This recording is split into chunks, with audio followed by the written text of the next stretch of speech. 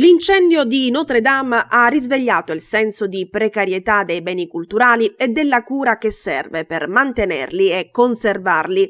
Anche la regione siciliana corre ai ripari. Il governatore Nello Musumeci, che detiene anche la delega ai beni culturali dalla tragica scomparsa dell'assessore Sebastiano Tusa, ha dichiarato alla DN Cronos che in Sicilia abbiamo tantissimi beni culturali che sono sprovvisti di sistema di sicurezza. Anche questa è una emergenza che va affrontata insieme alle tante altre dell'isola. Pensando a quanto successo a Parigi, molti beni siciliani si trovano oggi sprovvisti di mezzi per fronteggiare imprevisti del genere. La prossima settimana riunirò i dirigenti dei beni culturali e della protezione civile, ha detto Musumeci, per capire come possiamo cominciare ad attrezzare i luoghi di particolare vulnerabilità. Penso in prima battuta a quelli arredati con legno e stoffe per affrontare eventuali emergenze. Servirà un lavoro di ricognizione vastissimo, secondo le stime del governatore ci vorranno anni, ma dobbiamo cominciare, ha aggiunto. A volte le tragedie servono a mettere l'accento su temi che spesso consideriamo secondari o sui quali non abbiamo mai posto attenzione particolare.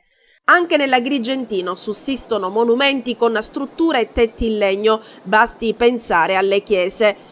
Un bene culturale, spiega il responsabile dei beni culturali dell'Arcidiocesi di Agrigento e parroco del Duomo San Gerlando, Don Giuseppe Pontillo, è di per sé qualcosa di debole, che necessita di cura, assistenza e vigilanza.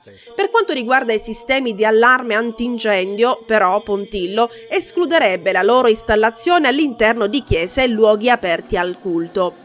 Innanzitutto perché all'interno, commenta il parroco, sono preservati beni delicati come tele, quadri e altre opere che potrebbero essere danneggiate dall'acqua prima ancora che dal fuoco o dal fumo.